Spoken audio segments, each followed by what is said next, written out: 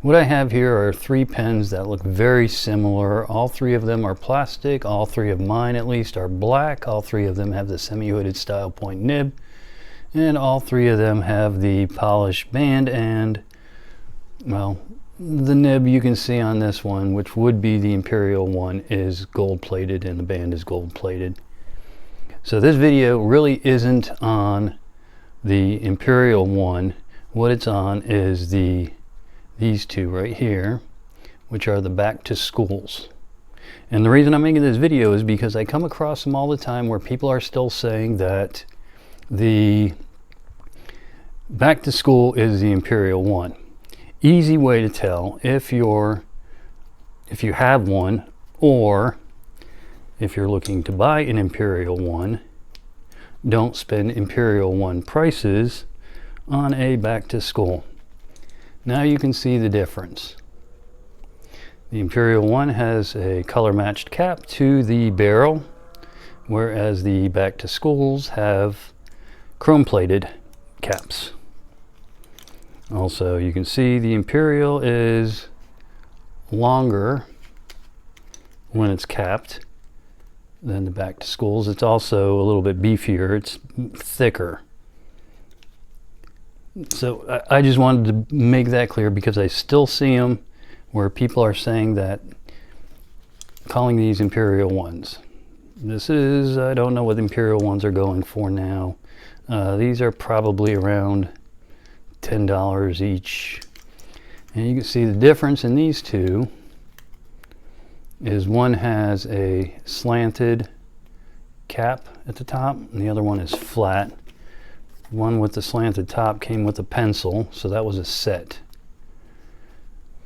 So realistically, that's the only difference between these 2.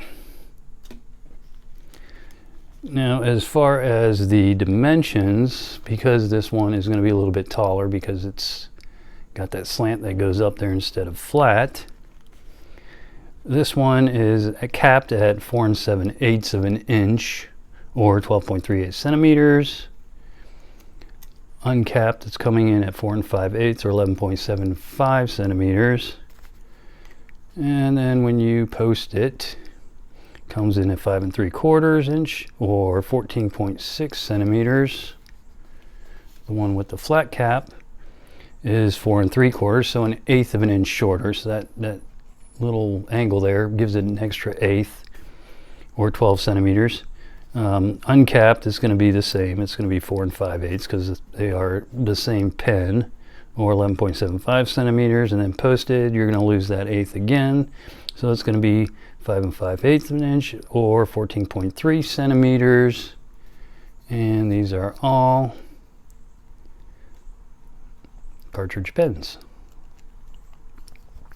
And the barrel diameter is 10.9 millimeters.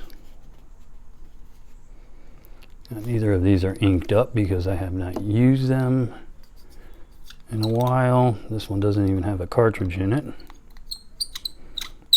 This one I think is new old stock. I don't think this one's ever been used. So you can see the Stylepoint nib right there. It's not a bad pen. I mean, it is a student pen. It is a back to school, so it is going to be thinner than a lot of, well, say the Imperial here. Yeah, but this is just, you know, a quick video on that. Now let's do the weights.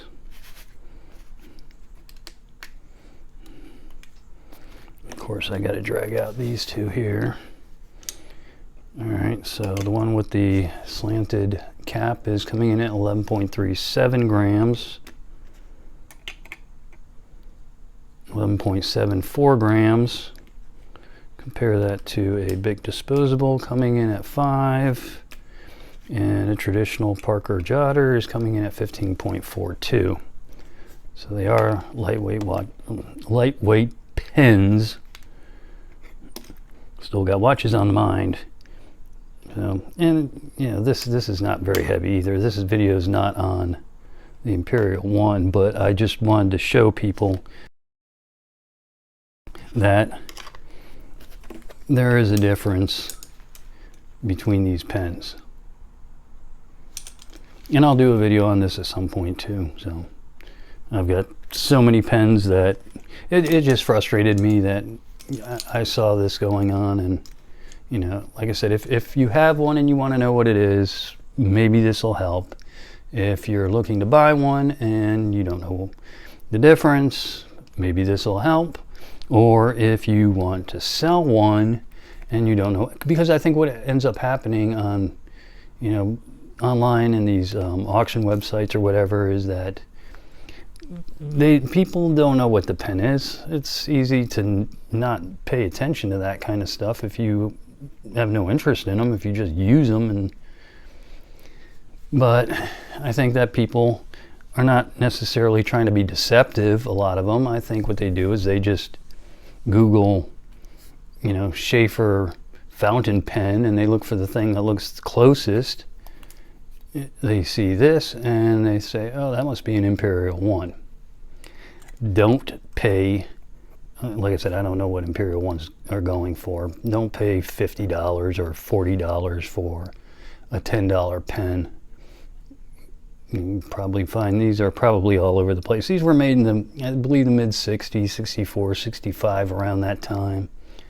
So not necessarily my favorite design. All these are made in USA, so Sheaffer's made in USA. Yeah, Sheaffer's made in USA. The Imperial I's made in Canada.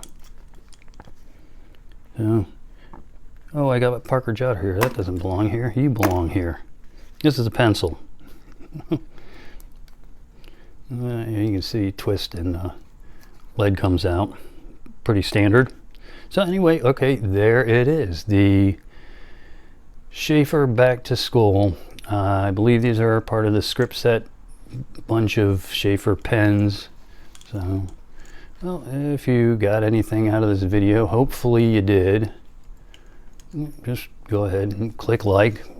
If you got any comments, those are welcome as well. All right, thanks for watching and bye.